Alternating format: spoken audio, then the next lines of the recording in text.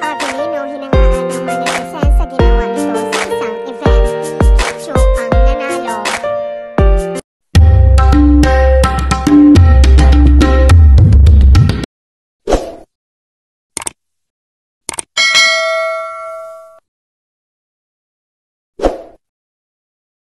Sa 50th year anniversary ng Welltech ay ipinakilala na sa publiko si Paolo Avelino bilang bagong ambassador.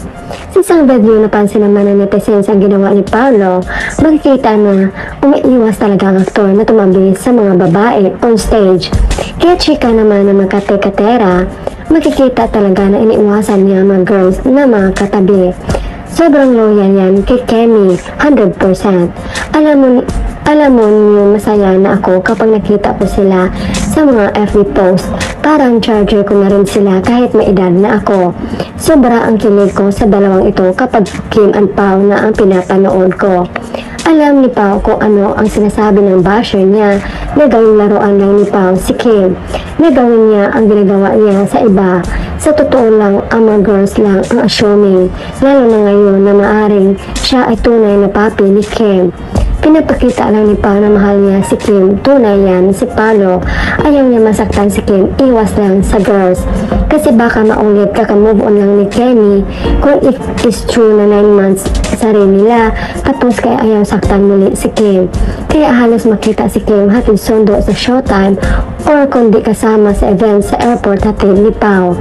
Sabi ni ang lalaki kahit sobrang babaero daw, yan pag nakita niya ang babae na mahal daw talaga nila, magbago daw talaga yan. At isa pa si Kim, silosa siya pero sabi naman niya malaya daw gawin ang karelasyon niya kung anong gusto niya kasi daw di pa naman daw sila kasal, pero pagkasal na daw iba na. Kasi sa may masamang isipin, madali silang magkagawa ng kwentong kutsero na kinakagat ng kapwa nila may mababaw na isipan. Dahil makasakit na sila ng pagkatao dahil sa walang saysay na kwento, nangawa ng may makikitid na isipan. Ayaw niya kasi ng issue kapag tumabi siya for picture taking. Sabihin ng iba, kita niyo babaero. Trust ang ipinaka-importante pag mahal mo isang tao. Kahit saan man mapunta, siya lang talaga ang laman ng isip mo at sa puso niya. Yun ay si Kemi. Kita naman kung gaano niya kamahal si Kemi. Same silang dalawa. Ganyan nga, Paolo, sana kayo na road to forever. Nalobat si Pao kasi naiwan ang charger niya. Yan ang good boy ni Kemi. Masaya ako para sa Kim Pao natin at nakakabait naman ni Pao. God bless Kim and Paolo. Si Paolo, one man, one woman siya kapag in relation na siya. Hindi na siya nakipag-friend sa iba. Good lang yan, Pao. Iwasan mo talaga kasi nakahanda na ang kurot ni Kim Chu kung hindi ka iiwas. Good moves, my dear Paolo, kasi kung hindi mo ingatan kung anong meron kayo, mawalan si babe at wala na ng second chance para sa'yo tulad ng mga ex. Sorry na girls, cause nabihag na ni Mami ang puso ni Papi. Ibahin niyo si Papi sa ibang guys. Iwas Pao para walang kurot kay babe. Good boy na yan mula na naging sila ni Kim. Loyal kasi si Kim, ayaw masaktan. Malaki ang respeto niya kay Kim. Yun lang yun. Pansin ko sa kanya kapag kaidaran o bata sa kanya, magpa-picture, hindi siya humahawak. Pero pag may maedad na hinawakan na niya, respeto sa kapartners, ayos yan, idol. Idol rin kita. Si Kim lang talaga gusto ko noon. Mula nakatambal si Pao ay minahal ko na sila both.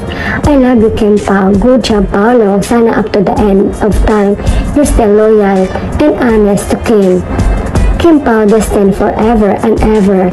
Umaayos na talaga si Pao. Halata naman kahit tumabi mag girls. Ayun, umiiwas. Hanap na siya ng ibang pwesto. Napansin ko na ilang times na mabuti naman kasi na wag siya mabansagan ng di maganda dahil sa mga past actions niya noong kabataan. Mabait naman siya. Yan, basta ayusin na ang dapat ayusin na personality niya. Energetic si Pao kapag si Kim ang katabi niya, panatag ang loob niya. Ito sana maging pamantayan na isang pagiging maginoo at tapat magmahal. Yung hindi mo bibigyan ng dahilan ang mahal mo na magduda at masaktan. Kapag sinabi mong mahal mo, pahalagahan mo ang lahat sa kanya. Sabi ng girls, sayang katabi ko. Si Mr. Pogi, sorry na lang girls, iwas siya eh. Very good move. Leave no ground for buzzers to bash you. Iwas sa ploy or trick of the diva.